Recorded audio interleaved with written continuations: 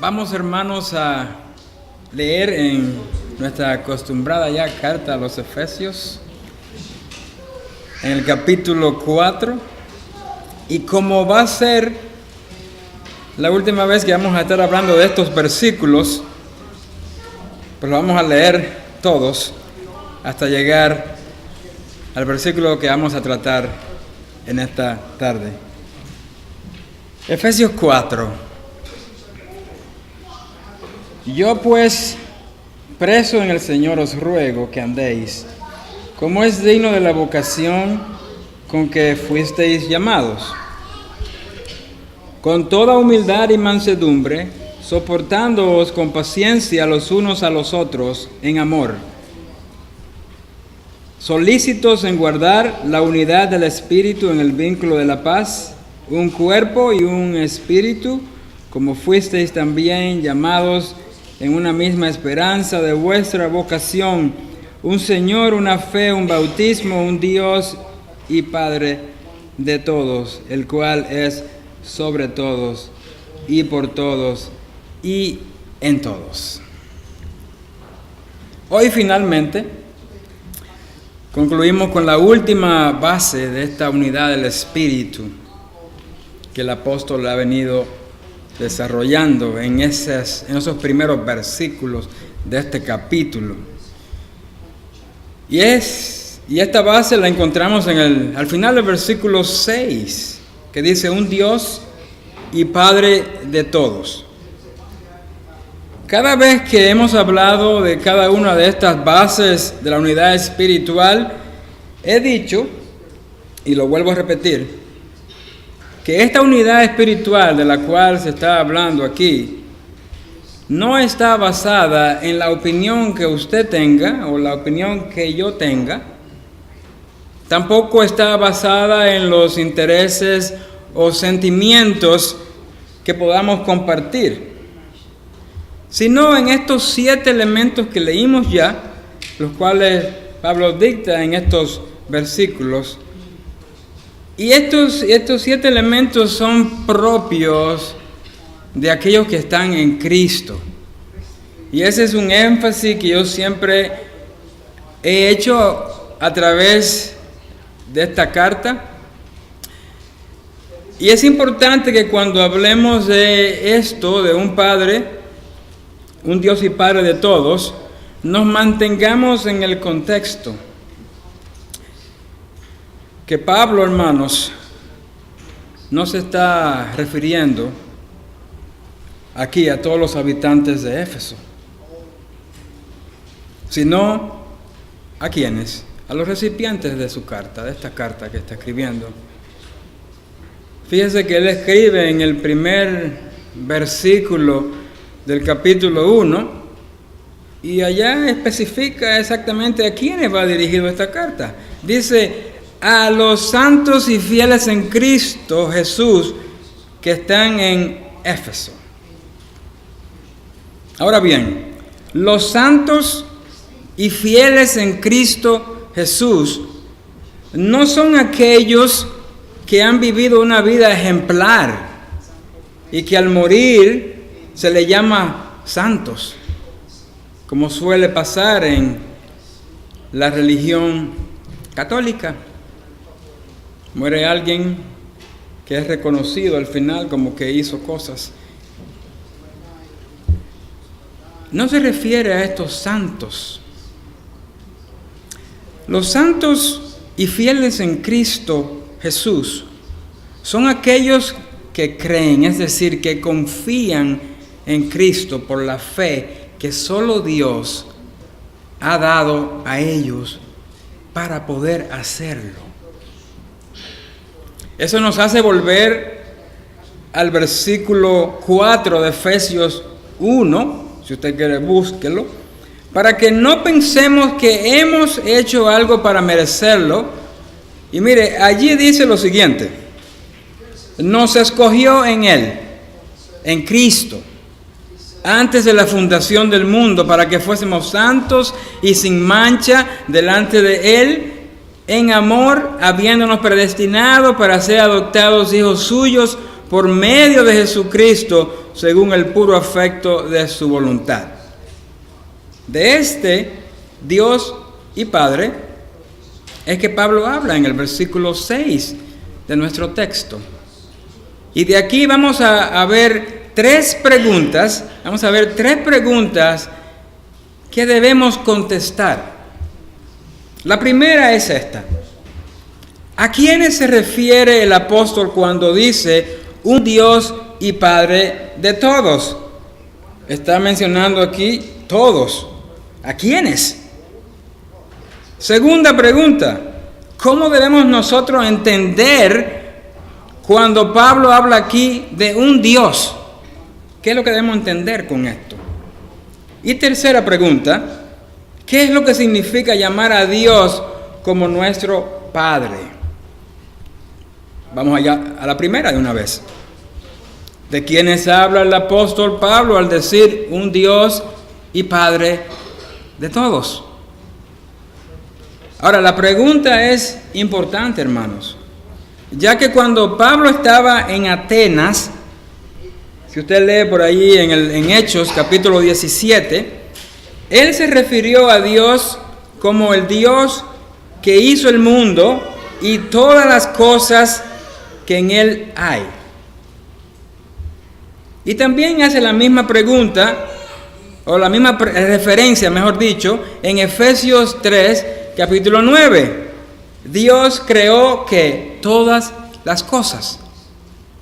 Ahora, nosotros sabemos que esto es cierto acerca de Dios, pero ¿a quiénes se refiere él cuando dice un Dios y Padre de todos? La única manera en la cual nosotros podemos entender esto es yendo al contexto. Por eso es bueno quedarse en el contexto. Y ya lo hemos visto varias veces. Pablo se está dirigiendo a aquellos que están en Cristo. A aquellos que están en Cristo. De modo que Pablo no está hablando aquí de toda la humanidad como una hermandad global de la que cualquier persona se incluye simplemente porque hay un solo Dios que hizo el mundo y todas las cosas. El Nuevo Testamento afirma en toda su extensión que este no es el caso, ya que dice a través del mismo apóstol Pablo que Dios es nuestro Padre solo estando en Cristo, por gracia y a través de la fe. Y como podemos ver, no todos los que están en el mundo están en Cristo. ¿No es así? El que no está en Cristo puede considerar a Dios como su creador, y ese derecho nadie se lo quita, pero no como su Padre. Eso de que todos somos hijos de Dios contradice lo que la Biblia dice. Los redimidos conocen a Dios como Padre en Cristo. Y si no es así, ninguno de nosotros está incluido en este grupo de todos. Y no lo digo yo, lo dice Dios en su palabra. Ahora, para los que ya estamos en Cristo, ser excluidos de este grupo de todos es algo ya del pasado. Y una vez más, tenemos que regresar al capítulo 2 de Efesios, en donde Pablo dice allí en el versículo 11, acordaos que en otro tiempo vosotros, los gentiles, en cuanto a la carne, erais llamados incircuncisión por la llamada circuncisión hecha con mano en la carne. En aquel tiempo estabais sin Cristo, alejados de la ciudadanía de Israel y ajenos a los pactos de la promesa, sin esperanza y sin Dios en el mundo. Pero ahora en Cristo Jesús, vosotros que en otro tiempo estabais lejos, habéis sido hechos cercanos. ¿Por qué? Por la sangre de Cristo.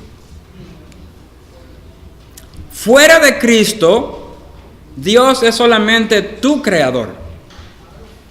Pero estando en Cristo, Dios no es solamente tu creador, sino que también es tu Padre. Y en el versículo 18 del mismo capítulo 1 se confirma este resultado. Dice allí que por medio de Él, es decir, Cristo, los unos y los otros tenemos entrada por un mismo espíritu al Padre. De modo que cuando Pablo dice aquí, un Dios y Padre de todos, se refiere a los que están en Cristo, que incluye a aquellos que vienen ¿de dónde?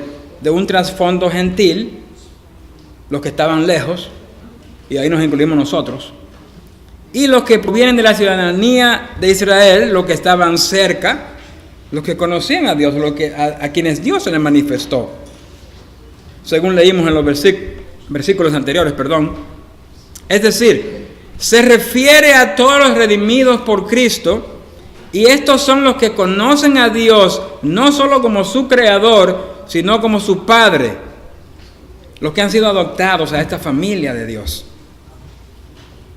por la sangre de Cristo. No podemos excluir esa parte. Entonces, ¿somos qué? Somos doblemente propiedad del Señor. Somos doblemente propiedad de Dios. Él nos hizo como hizo a todos los habitantes de este mundo, pero también Él nos compró. Es un gran privilegio. Vayamos ahora a la segunda pregunta, ya que sabemos a quiénes se está refiriendo el apóstol cuando dice todos. No incluye a todo el mundo. Por eso es bueno quedarse en el contexto. Cualquier persona no creyente puede leer esto y decir, oh, mira, Dios es Padre de todos. Pero no es así. Dios es Padre solamente de los que han sido redimidos en Cristo, por Cristo. Entonces la siguiente pregunta, ¿cómo debemos nosotros entender? O sea, ¿cómo es esto? Cuando Pablo habla aquí de un Dios. Decimos que hay un solo Dios, vivo y verdadero, el cual es infinito, el cual es perfecto. Pero en su primera carta a los tesalonicenses, habla Pablo del testimonio de estos hermanos, de cómo su fe se había extendido en gran manera, de cómo ellos se convirtieron, ¿de qué? De los ídolos ¿a quién? A Dios. ¿Para servir a quién? Al Dios vivo y verdadero. No es que antes estos hermanos no tenían dioses, porque sí tenían bastantes dioses. No era que ellos no practicaban una religión, porque sí practicaban, o que negaban lo espiritual. Al contrario, tenían la mente llena de tantas creencias. Pero ¿qué pasó? Que cuando la luz del Evangelio vino y brilló en sus vidas, enseñándoles lo que ellos eran, presentándole a Jesús como el único Salvador y trayéndolos a la adopción de una nueva familia, ya no tenían necesidad de perseguir dioses falsos. ¿Por qué? Porque habían conocido al único Dios vivo y verdadero. ¿Te das cuenta?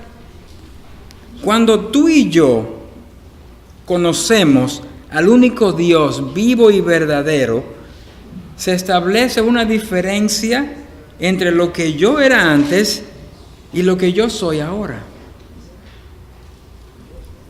Es decir, toda aquella vanidad, todos esos deseos, toda aquella inclinación a lo que no está relacionado con Dios, queda a un lado, queda apartado. Uno abandona todo eso para servir al Dios vivo y verdadero. Pablo dice a los Corintios en su primera carta, capítulo 8, en donde habla acerca de lo sacrificado a los ídolos. En ese contexto, Pablo distingue entre los muchos dioses que habían allí al Dios y Padre de todos, cuando dice lo siguiente, que no hay más que un Dios. Pues aunque haya algunos que se llamen dioses, dice, sea en el cielo o en la tierra, como hay muchos dioses y muchos señores, para nosotros, sin embargo, solo hay un Dios, el Padre del cual proceden todas las cosas. Aquí en Efesios, el contexto es el mismo. Cuando Pablo llegó a Éfeso por primera vez, estas personas, aquellos habitantes, estaban acostumbrados a que había toda clase de dioses para elegir. Y una vez que se aferraban a uno o a varios dioses, lo defendían sin cansancio. Usted ve que en el libro de los Hechos podemos ver, recordar allí cuando cuantos gritaban y decían, grande es Diana de los Efesios, defendiendo su diosa.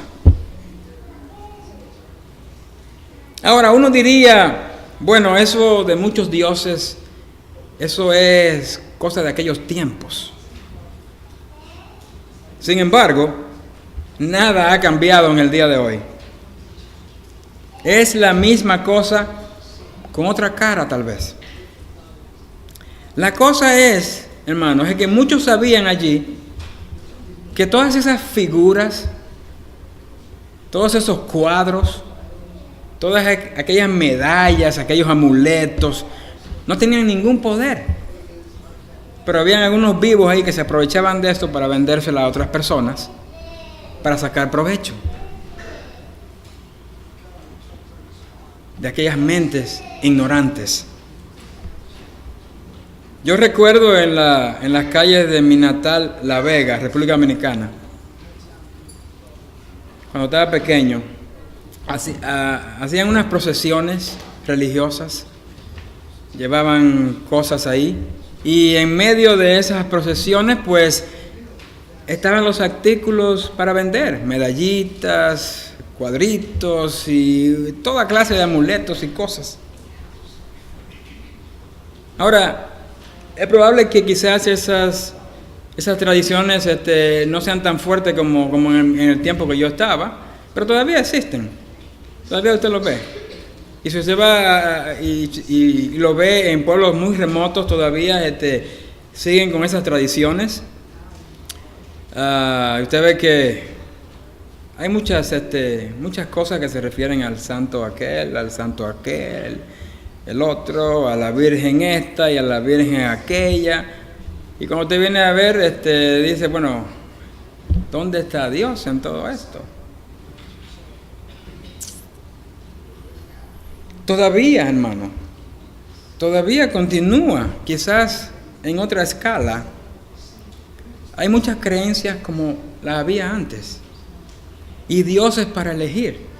Por ejemplo, usted puede elegir entre el Dios de la prosperidad, puede elegir el Dios de la sanidad, el Dios de la lujuria, el de los amarres, el de las limpias, el de la buena vibra, o el de la adivinación. ¿O qué tal el Dios de la tolerancia? Y usted puede añadir ahí muchísimos dioses. En el mundo secular de hoy, hermanos, hay mucho interés por lo espiritual. No se confunda, hay mucho interés por lo espiritual. Obviamente, nada que ver con Dios. Con el único Dios vivo y verdadero. Ahora, ¿qué decir de Israel? Y en lo que se está metiendo la iglesia de hoy. Mire, Israel, aquellos que salieron de Egipto por mano de Moisés, después de haber visto todas esas grandes maravillas del poder de Dios, cambiaron al Dios vivo y verdadero. ¿Por qué? Por un becerro de oro. ¿Y después qué pasó? Tan pronto como murió Josué, comenzaron a seguir a los Baales y a los de Acera, aquellos dioses. Es decir, los que sabían más de Dios comenzaron a ir en pos de falsas deidades. La iglesia, que no se queda atrás, que sabe lo que ocurrió en el pasado y sabe muy bien quién es el Dios vivo y verdadero, ha bajado la guardia en rechazar la espiritualidad moderna de falsas deidades. Pero yo no voy a entrar en detalles con esto, pues ya muchos sabemos de las diferentes novedades que están ocurriendo en muchas congregaciones, de cómo la iglesia se ha estado secularizando. La pregunta es, o la pregunta que debemos hacernos nosotros ante todo esto que está pasando en la iglesia, es la siguiente: ¿nadaremos en contra o en favor de la corriente? Hay que hacer un pare, hermanos, hoy y declarar lo mismo que dijo Pablo, que hay un solo Dios único y verdadero. No estamos hablando del Dios del cual muchos hablan por ahí, del cual dicen conocer a su manera. Dicen, sí, yo conozco a Dios, yo lo conozco a mi manera. Bueno, usted no puede conocer a Dios a su manera. Solo hay una manera de conocer a Dios y eso es a través de Cristo. Entonces no hay tal cosa de decir yo conozco a Dios a mi manera. Pero a veces callamos estas cosas. A veces no las comunicamos por temor a que, a que nos apunten y nos expulsen de un lugar. Y ahora, como estamos viviendo en un tiempo donde se prohíben hablar de cosas referentes a Dios, porque hay otras religiones, pero entonces vamos a cerrar nuestra boca, ¿no vamos a quedar callados? ¿Qué pasó con aquellos judíos? Dice que estos judíos dicen que habían creído en Jesús. Y estaba Jesús allí con ellos. Y ellos decían que no eran esclavos de nadie. Y que nuestro padre es Abraham. Ellos lo dijeron esto cuando escucharon que Jesús dijo, yo hablo lo que he visto cerca del Padre, y vosotros hacéis lo que habéis oído cerca de vuestro Padre. A ver cuál era ese Padre, ya vamos a ver. Porque él sabía que aquellos tenían la intención de matarlo. Estos judíos se mofaban en decir que ellos no eran nacidos de fornicación. ¿Cuántos aquí son nacidos de fornicación? No, todos.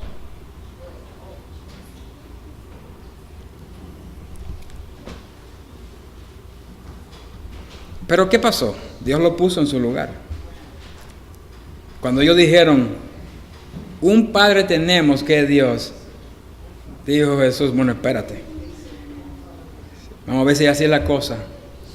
Porque la respuesta que Jesús le dio a ellos fue, si vuestro Padre fuese Dios, ciertamente me amaríais.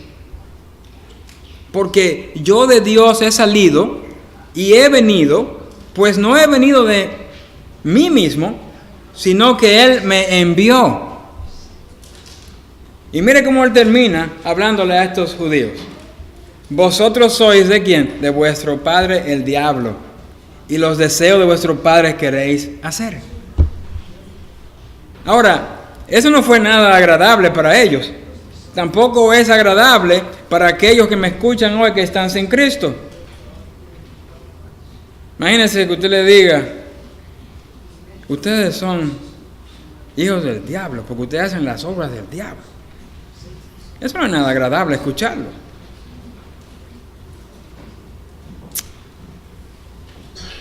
Ahora, ¿por qué Jesús le diría tal cosa?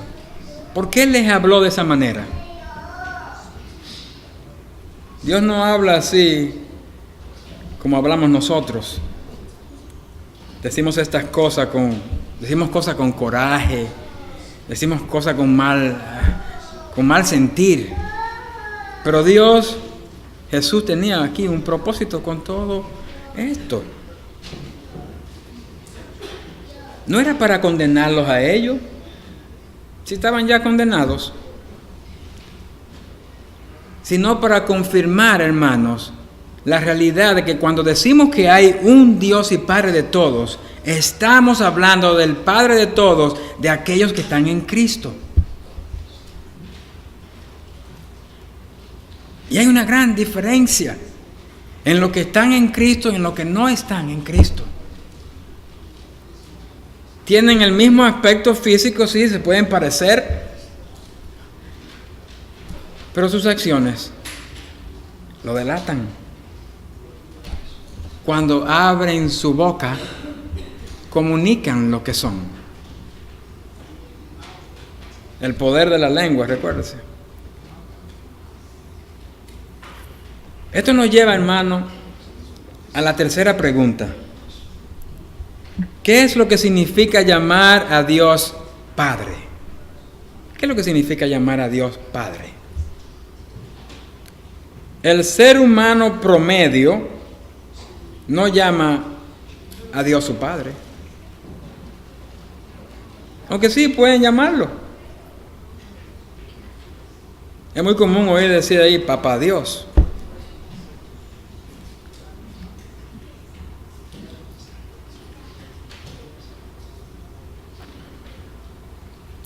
Mire que ni aun aquellos que hablan de Dios de una manera intelectual o reconocen su existencia, ni siquiera ellos lo llaman Padre.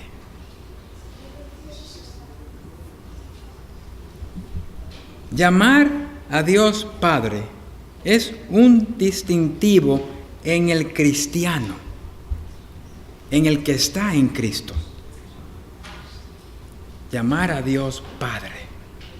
Y esto distingue a cada cristiano de entre los demás habitantes del mundo.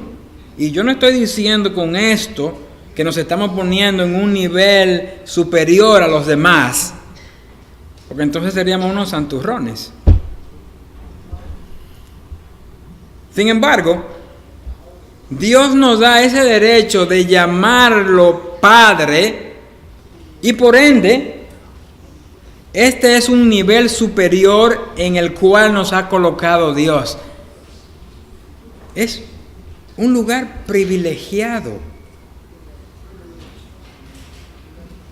Efesios 1:5 dice lo siguiente: habiéndonos predestinado para ser adoptados hijos suyos por medio de Jesucristo, según el puro afecto de su voluntad.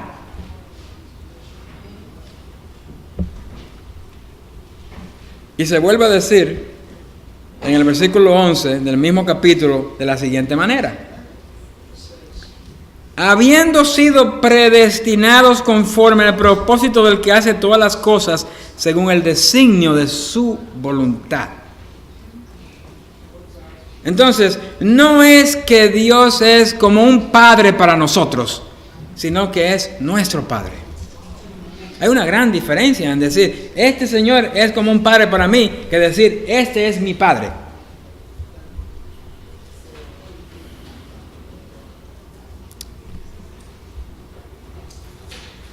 En Juan, en la primera carta de Juan, capítulo 3, versículo 1, escribe allí el apóstol. Miren lo que dice él. ¿Por qué no lo busca? Primera de Juan, capítulo 3, versículo 1. Dice, mirad cuál amor nos ha dado el Padre para que seamos llamados hijos de Dios. Por esto el mundo no nos conoce porque no le conoció a Él. Y mire, Pablo lo escribe en Gálatas capítulo 4 de la siguiente manera, en estas palabras, capítulo 4, versículo 4 al 6. Dice lo siguiente allí: pero cuando vino el cumplimiento del tiempo, Dios envió a su Hijo, nacido de mujer y nacido bajo la ley, para que redimiese a los que estaban bajo la ley, a fin de que recibiésemos la adopción de hijos. Y por cuanto sois hijos, Dios envió a vuestros corazones el Espíritu de su Hijo, el cual clama, Abba, Padre. Así que ya no eres esclavo, lo cual éramos antes, sino hijo, y si hijo también heredero de Dios por medio de Cristo. Sí, no se va a olvidar esta parte, porque no hay méritos humanos. Cristo va a estar siempre involucrado ahí. La persona de Jesucristo va a estar ahí.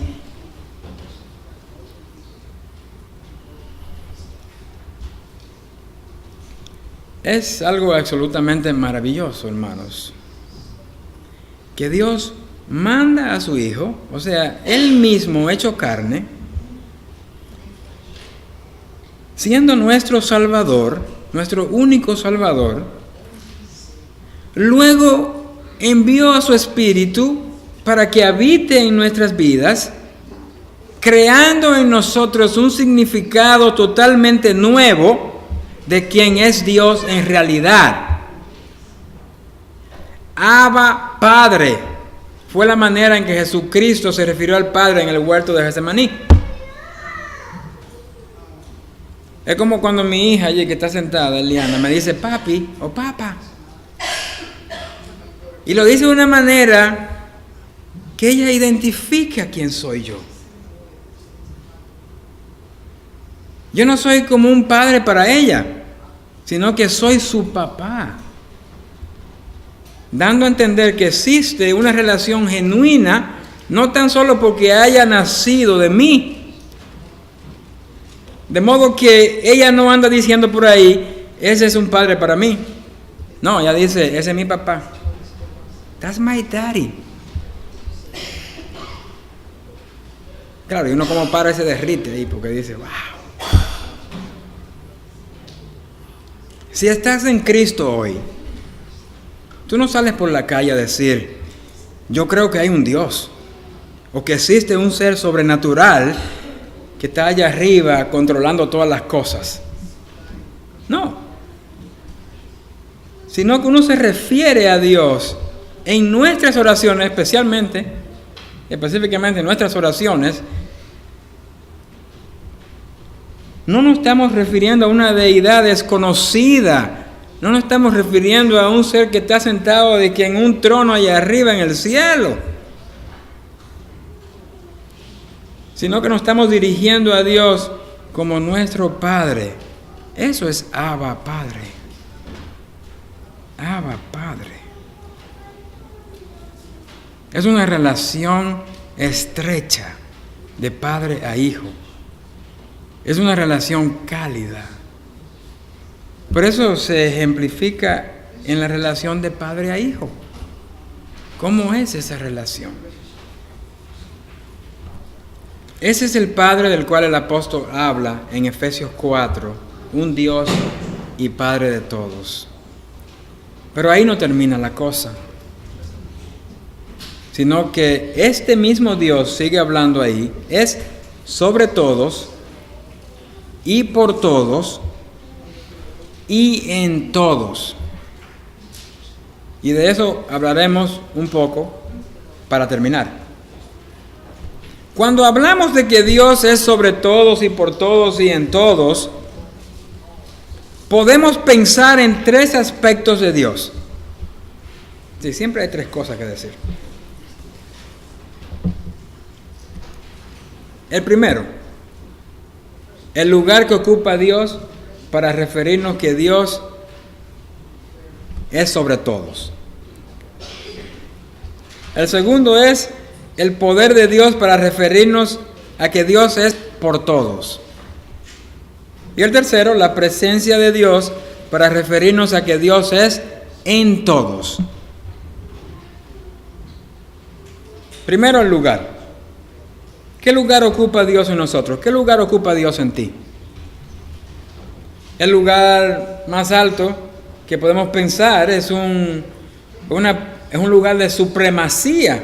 Es decir, que no solo está por encima de nosotros, sino que está por encima de todo. Romanos 11. termina diciendo en el capítulo 36, porque de Él, ¿de quién? De Dios. Y por Él, el mismo Dios, y para Él, el mismito Dios, son todas las cosas. A Él sea la gloria por los siglos. Amén.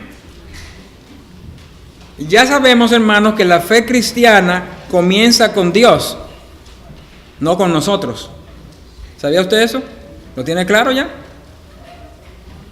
Pero no solo comienza con Dios, sino que continúa con Dios y termina con Dios.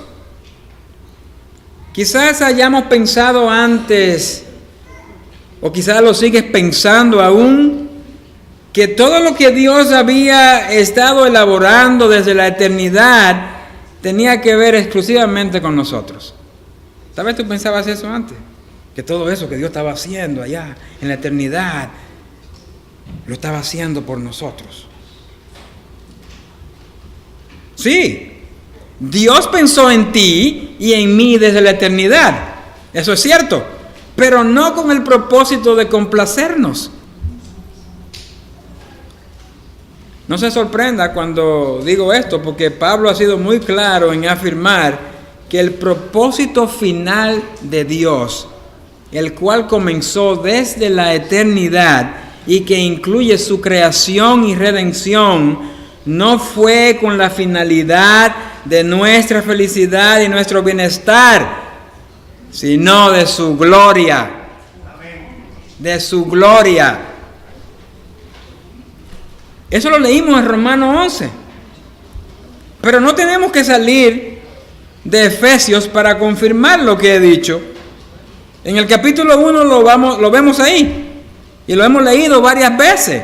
Habiendo sido predestinados conforme al propósito del que hace todas las cosas según el designio de su voluntad, a fin de que seamos para alabanza de su gloria.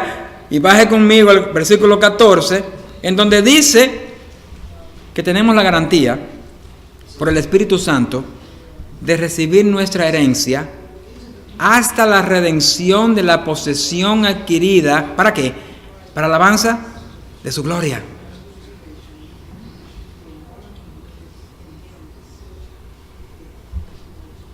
Todo para la gloria de Él.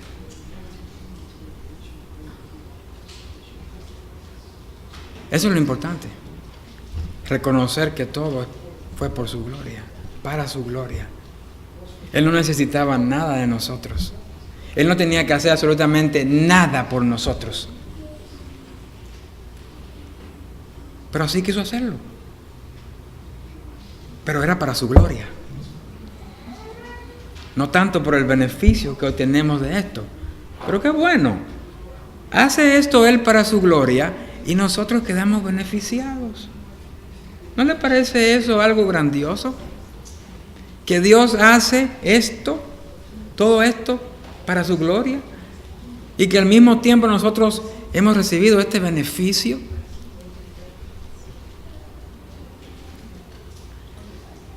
Dios es por todos. Esto es lo segundo. Y tenemos que pensar, cuando hablamos de Dios es por todos, tenemos que pensar definitivamente en su poder. Dios el Padre está trabajando y Jesús lo afirmó. Mi Padre nunca deja de trabajar, está trabajando todo el tiempo, continuamente. Sí, dice que de todas las obras reposó. No, Él sigue trabajando. Él está ahora mismo defendiendo la iglesia que Él creó. ¿Acaso está usted aquí o está en cualquier lugar o está vivo o existe o está viviendo esta experiencia con Él?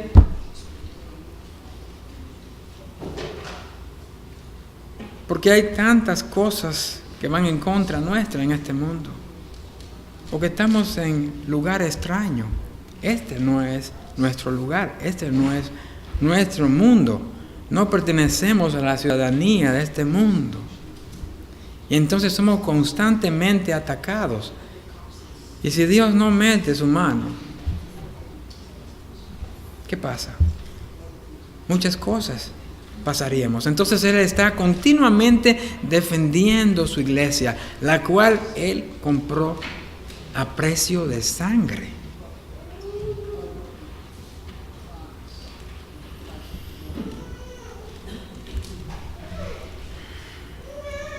Quizá podríamos pensar, hermano Jubal, usted está hablando muy bonito todo eso del poder de Dios, pero mire, aquí en este mundo pasan muchas cosas y a veces nosotros llevamos un pedacito de eso.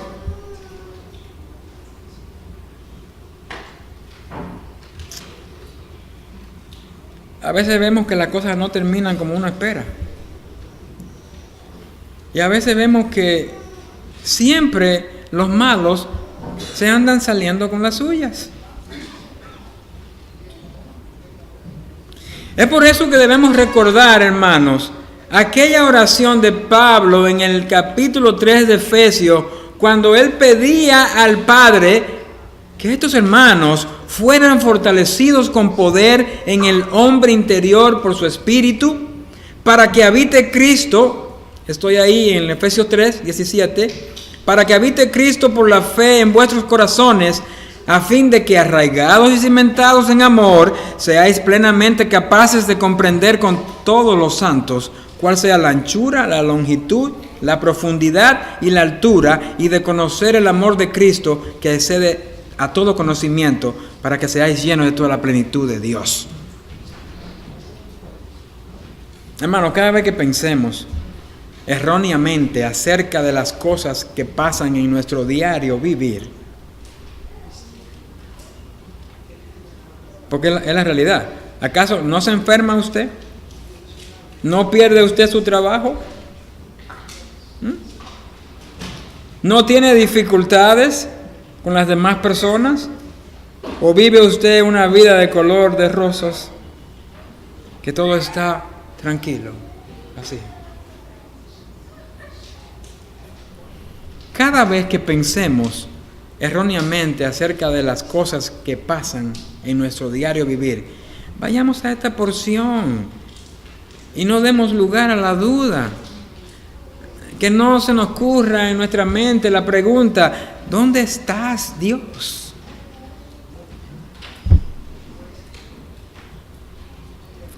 Dios el Padre está trabajando en todas las cosas. No perdamos eso de vista, que Dios está en la posición de autoridad con poder. Finalmente, Dios es en todos. Y aquí habla de la presencia de Dios, o sea, en donde habita Dios en nosotros. Al final del capítulo 2 de Efesios, Pablo describe la iglesia como un edificio fundado, dice allí, en los apóstoles y profetas, siendo la principal piedra del ángulo Jesucristo mismo. En Cristo, todo este edificio, bien coordinado, va creciendo para ser un templo santo en el Señor, en quien vosotros también sois juntamente edificados para morada de Dios en el Espíritu. También recordemos lo que el apóstol Juan en el Evangelio describe allí, la oración esa del capítulo 17, que el Señor ora por sus discípulos. Y en esa oración también nos incluyó a nosotros. ¿No sabía usted eso? También estábamos incluidos allí. Fíjese lo que dice en el versículo 20 de ese capítulo 17 de Juan. Mas no ruego solamente por estos, es decir, a sus discípulos allí presentes, sino también por los que han de creer en mí por la palabra de ellos. Estos somos tú y yo, que estamos en Cristo, y aquellos también que vendrán después. Para que todos sean, dice él en el versículo 21, para que todos sean uno, como tú, oh Padre, en mí y yo en ti. Que también ellos sean uno en nosotros. ¿Para qué? Para que el mundo crea que tú me enviaste.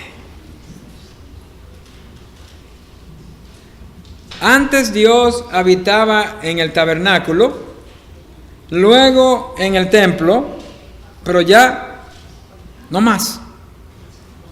Yo recuerdo una vez que estuve en un pequeño pueblo de ahí, por ahí, cuando viajé una vez a la Argentina. Este lugar era demasiado religioso. Entonces casi en todos los edificios, en todos los templos, siempre había algo escrito, decía, Dios habita este lugar. Probablemente tú lo has visto en otros edificios. Mire, cuando yo pasé por ahí, lo único que se me ocurrió fue decir, bueno, pues verdaderamente Cristo no ha pasado por aquí. Y si pasó, nadie lo recibió. Cuando Pablo estaba en Atenas, ¿qué fue lo que le dijo a los atenienses? En Hechos 17, versículo 24. El Dios que hizo el mundo y todas las cosas que en él hay, siendo Señor del cielo y de la tierra, no habita en templos hechos por manos humanas. La morada de Dios no es Jerusalén, no hay que darse un viaje para allá para estar en la presencia de Dios. No tenemos que salir al desierto a levantar un altar para encontrarnos con Dios. Este edificio ahora mismo, en el cual estamos tú y yo, no es la morada de Dios.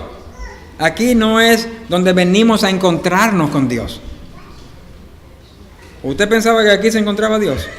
Y vino esta tarde para acá.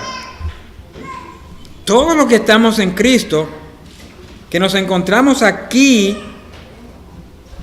todos nosotros somos el templo en donde mora el Espíritu. 1 Corintios 3 lo dice. Cada uno de nosotros que estamos en Cristo es templo del Espíritu Santo, el cual está en vosotros, dice, el cual tenéis de Dios y que no sois vuestros. 1 Corintios, capítulo 6. Termino preguntando, ¿eres un cuerpo redimido por Dios a través de Cristo? ¿A través de ese precio de sangre que Él pagó? ¿Eso es lo que tú te consideras?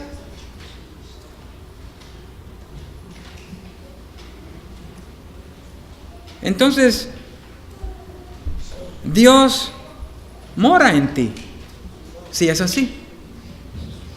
Si tú eres uno de sus redimidos, Dios mora en ti. Si Dios está aquí, ahora mismo, en este lugar, como dice la canción, Dios está aquí, ¿verdad? Es porque nosotros estamos aquí, los redimidos.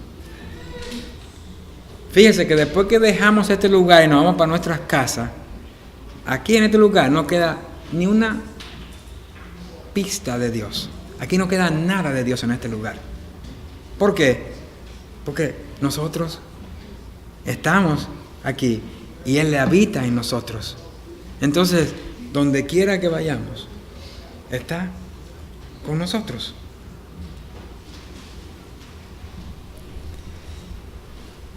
Dios es en todos. ¿Quiénes? En los que están en Cristo. Eso quedó claro, ¿verdad que sí? Y su presencia en sus hijos es espiritual. Entonces, por donde quiera que vayamos, como dije, Él va con nosotros. Es como alguien inseparable. A veces nosotros somos los que nos alejamos, pero Él está con nosotros ahí. Nos metemos en problemitas y cuando nos pasan las cosas pensamos que Dios no estaba ahí. Sí, Dios estaba ahí. Dios sigue y permanece ahí. Este es el Dios que solo podemos conocer en Cristo. En Cristo. Y fuera de Él no hay Dios. Fuera de Él no hay Dios. Si nos estamos refiriendo al único Dios vivo y verdadero. Y si no hay Dios, no hay esperanza. ¿Estás en Cristo hoy? Ponte de pie, vamos a orar.